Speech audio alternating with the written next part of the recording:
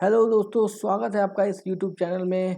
जनवरी से मई तक के सारे करंट अफेयर को डिस्कस कर रहे हैं हम। ये इस सीरीज़ का दूसरा वीडियो है। अगर आपने पहला वीडियो मिस कर दिया है तो आप उसे ज़रूर देख लीजिए। तो चलिए शुरू करते हैं हम इस दूसरे वीडियो को।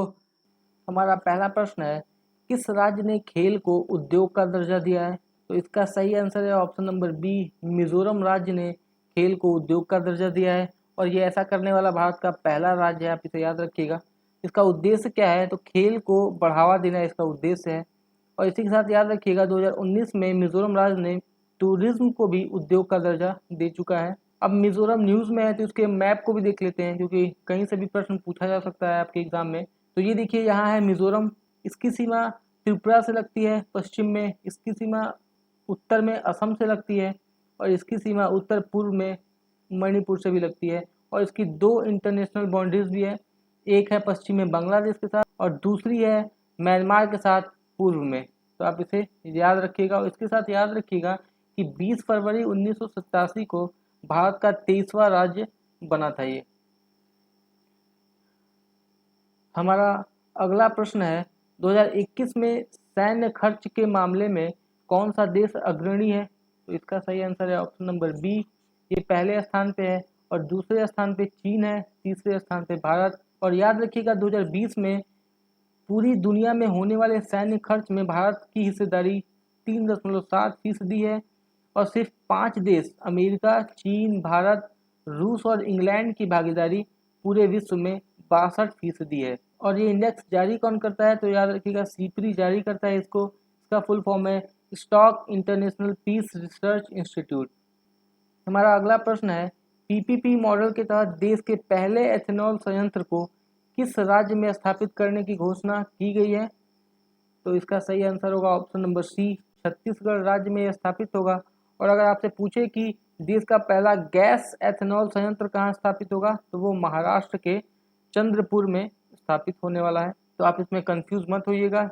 देश के पहले एथेनॉल संयंत्र और देश का पहला गैस एथेनॉल संयंत्र। और एथेनॉल का रासायनिक नाम C2H5OH है, आप इसे भी याद रखिएगा।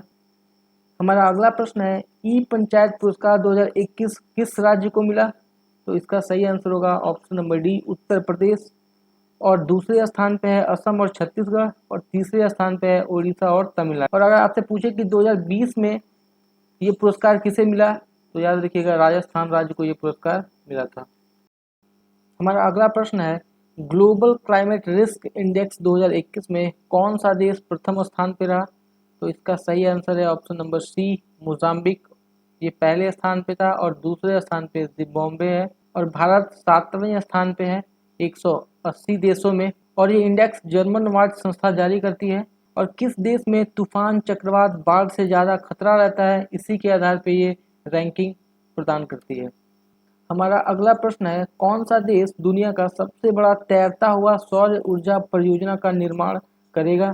तो इसका सही आंसर है ऑप्शन नंबर ए, भारत। यह नर्मदा नदी के ओंकेश्वर बांध पर बनेगा और ये 2022-23 तक बनकर तैयार होगा, जिसकी लागत है 3000 करोड़ रुपए।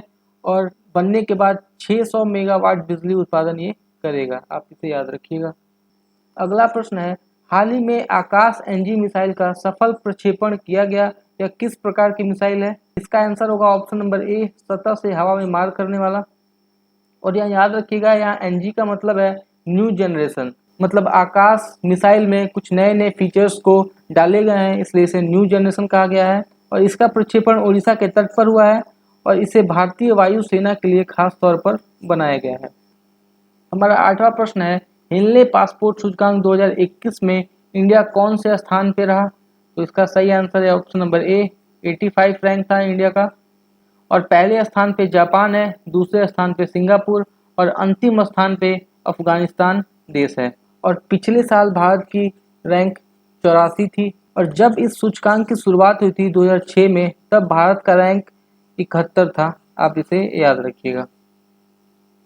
अगला प्रश्न है, दुनिया का सबसे बड़ा हिमशैल A76 टूटकर अलग हो गया, यह कहाँ स्थित था? तो ये देखिए, ये है A76 और ये अंटार्कटिका के रोने आइस शेल्फ से टूटकर अलग हुआ। तो इसका सही आंसर है ऑप्शन नंबर सी, अंटार्कटिका। और अगर आपसे पूछ ले कि ये टूटने के बाद किस सागर में तैर रहा है तो याद रखिएगा वेडल सागर में ये तैर रहा है। हमारा 10वां प्रश्न है 26 जनवरी 2021 को गणतंत्र दिवस परेड में फाइटर प्लेन उड़ाने वाली पहली महिला फाइटर कौन बनी है? तो इसका सही आंसर है ऑप्शन नंबर ए, भावना कांत। हमारा अगला प्रश्न है नाजत समीम खान को किस संस्था का अध्यक्ष चुना गया है?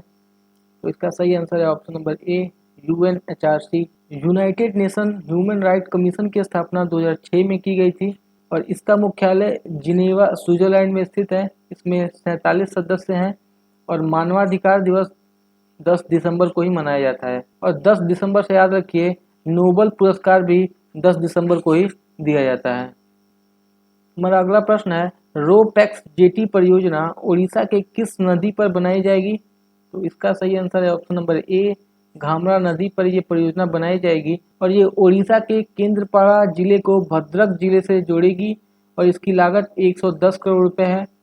और बात करें घाघरा नदी की तो ये ब्राह्मणी नदी और बैतरणी नदी के संगम से बनती है और बंगाल की खाड़ी में गिर जाती है। और याद रखिएगा घाघरा नदी के किनारे ही गहीरमाथा वन्यजीव अभयारण्य स्थित है। हमारा अगला प्रश्न है भारत और किस देश के बीच वायु अभ्यास एक्स डेजर्ट नाइट 2021 आयोजित किया गया है? तो इसका सही आंसर है ऑप्शन नंबर डी, फ्रांस। इस युद्ध अभ्यास में दोनों देशों के राफेल लड़ाकू विमान भी शामिल हुए हैं। और अगर आपसे पूछ ले कि ये एक्स डेजर्ट नाइट 2021 कहाँ आयोजित हुआ तो याद रखिएगा राजस्थान के जोधपुर में ये आयोजित हुआ है। हमारा अगला प्रश्न है खीर भवानी मेला किस केंद्र शासित प्रदेश में आयोजित होता है? तो इसका सही आंसर है option number C, Jammu and Kashmir में आयोजित होता है। खीर भवानी मेला कश्मीरी पंडित समुदाय के सबसे बड़े धार्मिक आयोजनों में से एक है। अब हम जम्मू कश्मीर की बात कर लेते हैं। ये देखिए ये है जम्मू कश्मीर और ये है लेह लद्दाख। लेह लद्दाख में याद रखिएगा 2 ही जिले हैं, एक है ये लेह है और ये है कारगिल, आप इसे याद रखिएगा। और कश्मीर में कुल 22 जिले हैं, आप इसे भी याद रखिएगा। और इस मैप में देखिए जम्मू कश्मीर की सीमा पंजाब से और हिमाचल प्रदेश से लग रही है, तो आप इसे याद रखिएगा। हमारा अगला प्रश्न है सिंगापुर की ओर से उत्कृष्ट मैडम 2020 पुरस्कार पाने वाली एकमात्र भारतीय कौन बनी है? तो इसका आंसर है option number B, Shweta Jha. इन्हें यह पुरस्कार कला के क्षेत्र में उत्कृष्ट प्रदर्शन के लिए दिया गया है। अगला प्रश्न है भारत का पहला स्की पार्क किस राज्य में बनाया जाएगा? तो इसका सही आंसर है ऑप्शन नंबर ए, ये हिमाचल प्रदेश में बनाया जाएगा और ये 2022 तक बनकर तैयार हो जाएगा। इसकी लागत 250 करोड़ रुपए है और इसका फायदा ये होगा कि पूरे साल अब स्कीइंग किया जा सकेगा। पहले खराब मौसम के कारण पूरे साल स्कीइंग नहीं कर पाते थे, लेकिन अब ये पूरे साल स्कीइंग किया जा सकेगा। हमारा अगला प्रश्न है अंतर्राष्ट्रीय बौद्धिक संपदा सूचकांक में भारत का कौन सा स्थान रहा? तो भारत का स्थान रहा 40वां नंबर। पहले स्थान पे यूएसए था, दूसरे स्थान पे यूके और तीसरे स्थान पे फ्रांस। और 53 देशों में भारत का 40वां स्थान था और अंतिम स्थान पर वेनेजुला है। और ये सूचकांक USA chamber of commerce global innovation policy centre जारी करता है। और याद रखिएगा भारत का स्थान पिछले वर्ष 36वां था। हमारा अगला प्रश्न है किस देश ने मौत की सजा को समाप्त कर दिया है? तो इसका सही आंसर है ऑप्शन नंबर डी, कजाकिस्तान देश ने मौत की सजा को समाप्त कर दिया है। बात करें कजाकिस्तान की तो ये देखिए ये कजाकिस्तान है। इसकी सीमा की बात करें तो देखिए उत्तर साइड में इसकी सीमा रसिया से लगती है, पूर्व में इसकी सीमा चाइना से लगती है और दक्षिण में इसकी सीमा तुर्कमेनिस्तान, उज्बेकिस्तान और कजाकिस्तान से इसकी सीमा लगती है। और दक्षिण पश्चिम में इसकी सीमा देखिए कैस्पियन सागर से भी लगती है, आप इसे भी ध्यान रखिएगा। हमारा अगला प्रश्न है हाल ही में वैश्विक लैंगिक अंतराल रिपोर्ट 2021 जारी किया गया है। इसमें भारत को कौन सा स्थान मिला है? तो इसमें भारत को 156 देशों में 140वां स्थान मिला है और पिछले वर्ष भारत का स्थान 112वां था, आप इसे भी याद रखिएगा। इस वर्ष पहले स्थान पे आइसलैंड है और अंतिम स्थान पे अफगानिस्तान है जो सबसे खराब प्रदर्शन करने वाला देश है। अब बात करें ये रिपोर्ट जारी कौन करता है तो याद रखिएगा वर्ल्ड इकोनॉमिक फोरम ये रिपोर्ट जारी करता है और ये 4 आयामों के आधार पर जारी करता है, आप इसे भी देख लीजिए। पहला आयाम है आर्थिक भागीदारी और अवसर, दूसरा है शिक्षा का अवसर, तीसरा है स्वास्थ्य और उत्तरजीविता और चौथा है राजनीतिक सशक्तिकरण। इस इंडेक्स में 1 उच्चतम स्कोर होता है और 0 निम्नतम स्कोर होता है। और याद रखिएगा ये पहली बार 2006 में प्रकाशित किया गया था। और बात करें अगर पड़ोसी देशों की, तो नेपाल को इस इंडेक्स में 106वां स्थान मिला है, बांग्लादेश को इसमें 65वां स्थान मिला है और पाकिस्तान को 153वां स्थान मिला है। आप इन्हें भी ध्यान रखिएगा। हमारा अगला प्रश्न है, महाराष्ट्र के औरंगाबाद का नाम बदलकर क्या कर दिया गया है? तो इसका सही आंसर होगा ऑप्शन नंबर सी, संभाजी नगर कर दिया गया है इसका नाम बदलकर। आप इसे ध्यान रखिएगा। हमारा अगला प्रश्न है, 2021 में गणतंत्र दिवस पर मुख्य अतिथि कौन थे? तो इसका सही आंसर है ऑप्शन नंबर डी, कोई भी नहीं थे। 2021 में कोविड की वजह से कोई मुख्य अतिथि नहीं थे। 2020 में ब्राजील के राष्ट्रपति बोल्सोनारो जी थे। और अगर पहले गणतंत्र दिवस के मुख्य अतिथि के बारे में बात करें तो वो थे इंडोनेशिया के राष्ट्रपति सुकर्नो जी। और ये पहली बार नहीं हुआ जब हमारे गणतंत्र दिवस पे कोई मुख्य अतिथि नहीं थे, ये चौथी बार है जब ऐसा हुआ है। इससे पहले 1952 में, 1953 में और 1966 में भी ऐसा हो चुका है जब हमारे मुख्य अतिथि गणतंत्र दिवस पे नहीं रहे हैं। हमारा अगला प्रश्न है, हाल ही में कौन अमेरिका के पहली वित्त मंत्री बनी है? तो इसका सही आंसर है option number A, Janet Yellen ji. और प्रियंका राधाकृष्णन को भी आप याद रखिएगा, ये न्यूजीलैंड में मंत्री पद की शपथ ली है। आप इसे भी याद रखिएगा। अगला प्रश्न है, किस राज्य में देश का पहला जेंडर पार्क स्थापित किया गया है? तो इसका सही आंसर है ऑप्शन नंबर सी, केरल राज्य में देश का पहला जेंडर पार्क स्थापित किया गया है। यह केरल के कोझिकोड में बनेगा और इसकी लागत 300 करोड़ रुपए होगी। हमारा 24वां प्रश्न है, बीसीसीआई ने किसे दूसरी बार महिला क्रिकेट टीम के नए कोच के रूप में नियुक्त किया है?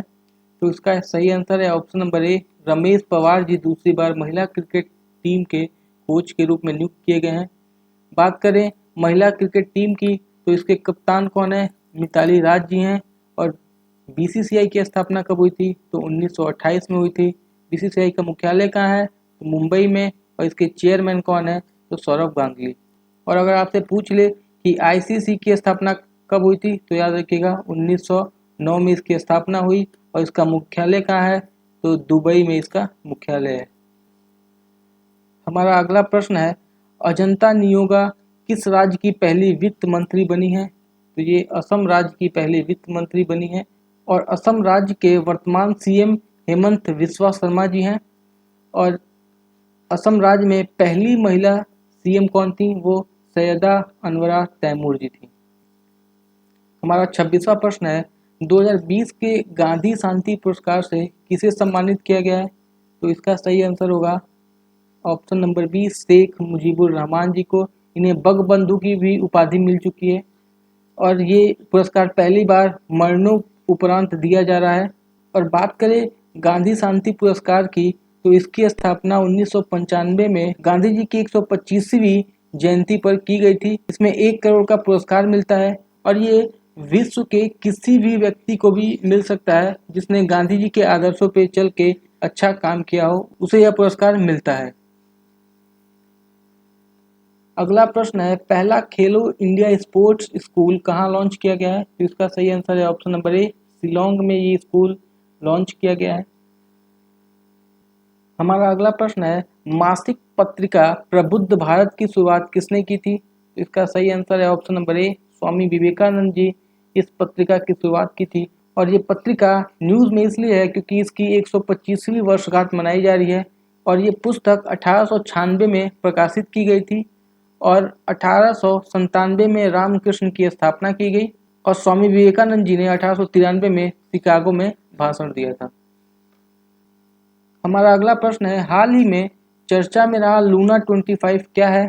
तो ये रूस का चंद्रमा मिशन है। रूस की स्पेस एजेंसी रॉसकॉस्मोस अक्टूबर 2021 तक लूना 25 को लॉन्च करेगा। हमारा अगला प्रश्न है, जो बाइडेन अमेरिका के कौन से नंबर के राष्ट्रपति बने हैं? तो इसका सही आंसर है ऑप्शन नंबर बी, ये 46वें नंबर के राष्ट्रपति बने हैं। और याद रखिएगा 2009 से 2017 तक यूएसए के उपराष्ट्रपति के रूप में इन्होंने कार्य किया है और ये डेमोक्रेटिक पार्टी से संबंधित हैं। और सबसे इम्पोर्टेंट बात आप याद रखिएगा कि अभी तक के सबसे उम्रदराज राष्ट्रपति हैं ये, 78 वर्ष के ये हो चुके हैं। 31वां प्रश्न है, हाल ही में इकोनॉमिस्ट इंटेलिजेंस यूनिट द्वारा एशिया प्रशांत व्यक्तिगत स्वास्थ्य सूची में भारत का कौन सा स्थान रहा है? तो याद रखिएगा 11 देशों में भारत का स्थान 10 रहा है, ऑप्शन नंबर डी सही होगा। और पहले स्थान पे सिंगापुर, दूसरे स्थान पे ताइवान और तीसरे स्थान पे जापान है। और इस सूची में सबसे अंतिम पायदान पे इंडोनेशिया है। और ये जो रिपोर्ट है वो 4 श्रेणियों के आधार पे मापा जाता है। पहला है स्वास्थ्य संबंधी नीति, दूसरा है स्वास्थ्य संबंधी सूचना, तीसरा है व्यक्तिगत प्रौद्योगिकी और चौथा है स्वास्थ्य सेवाएं।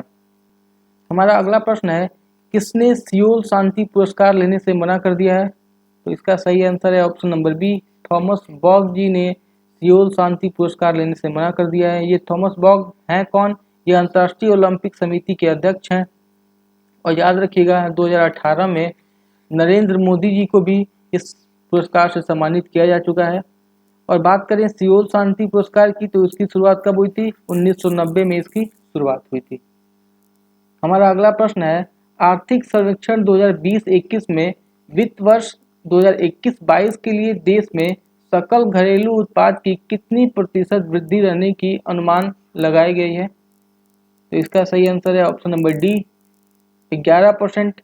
और आर्थिक सर्वेक्षण जारी कौन करता है? तो याद रखिएगा यह मुख्य आर्थिक सलाहकार जारी करता है। और वर्तमान में हमारे मुख्य आर्थिक सलाहकार कौन है? तो वह कृष्णमूर्ति सुब्रमण्यम जी। और 1 फरवरी को बजट पेश किया जाता है। हमारा अगला प्रश्न है, सुलावेसी द्वीप पर विश्व के सबसे पुरानी गुफा पेंटिंग का पता लगाया गया है। यह द्वीप कहाँ स्थित है? तो ये द्वीप है इंडोनेशिया में स्थित है। और यहाँ पे ऐसा माना जा रहा है कि 45,500 साल पहले जंगली सुअर की पेंटिंग की जानकारी मिली है।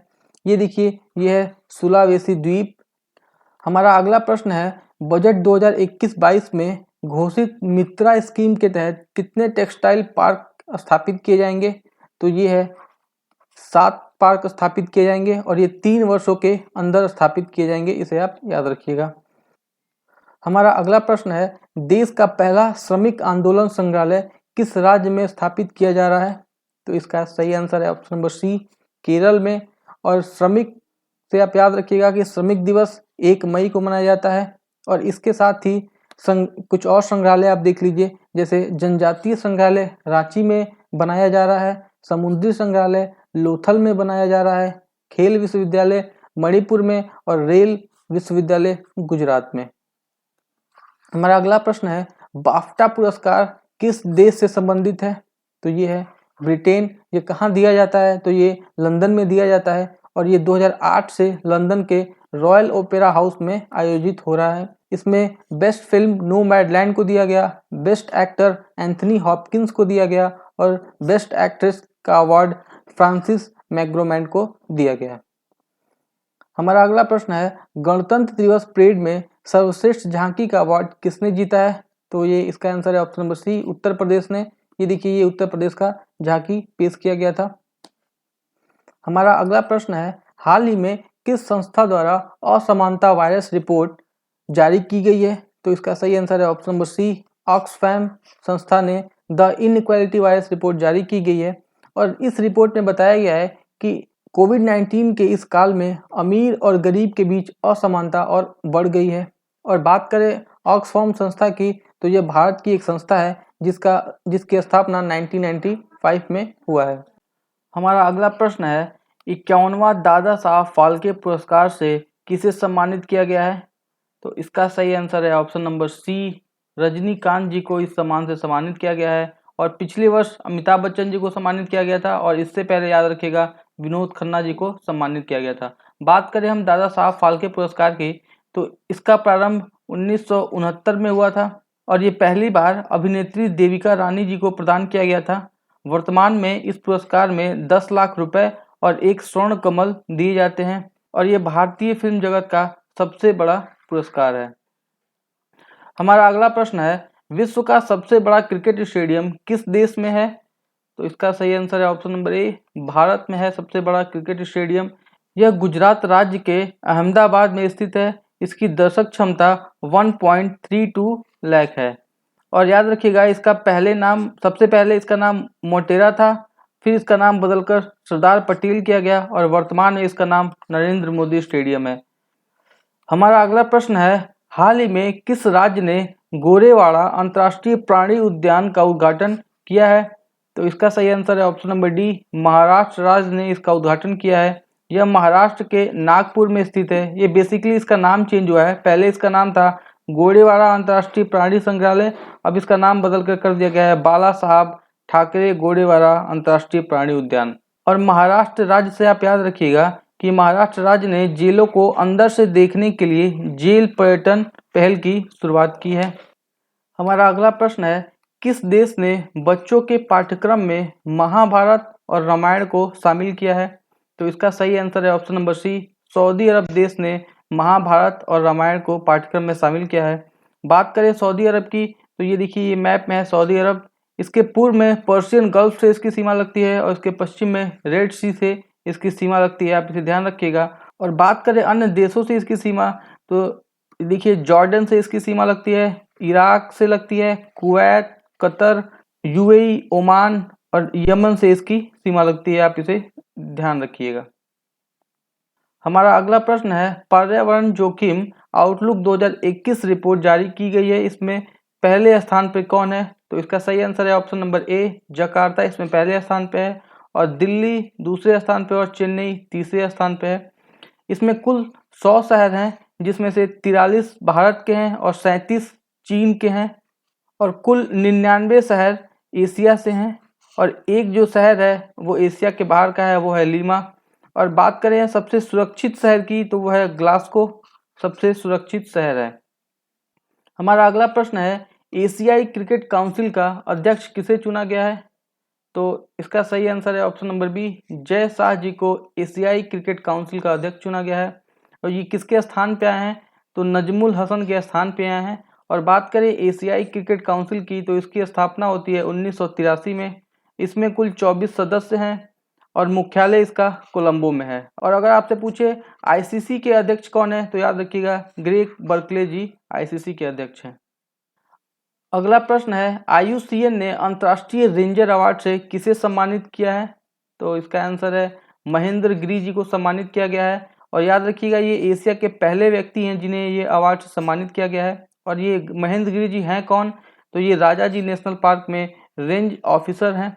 बात करें IUCN की, इसकी स्थापना IUPN international union for protection of nature के नाम से स्थापना की गई थी और इसका नाम 1956 में चेंज करके international union for conservation of nature किया गया। और इसका मुख्यालय याद रखिएगा ग्लैड स्विट्जरलैंड में स्थित है। हमारा अंतिम प्रश्न है, इटली भारत के किस राज्य में अपना पहला मेगा फूड पार्क की स्थापना करेगा? तो ये गुजरात राज्य में करेगा, ऑप्शन नंबर सी। ये गुजरात के मेहसाणा जिले में स्थापित होगा। और इस परियोजना का उद्देश्य क्या है? तो याद रखिएगा दोनों देशों के कृषि और उद्योग के बीच तालमेल को बनाना है। तो इस वीडियो में हमने 50 क्वेश्चन को डिस्कस कर लिया है। आगे 2 और वीडियो आएंगे, तो आप उन्हें जरूर देखिएगा। तब तक के लिए आप घर में रहिए, स्वस्थ रहिए। जय हिंद।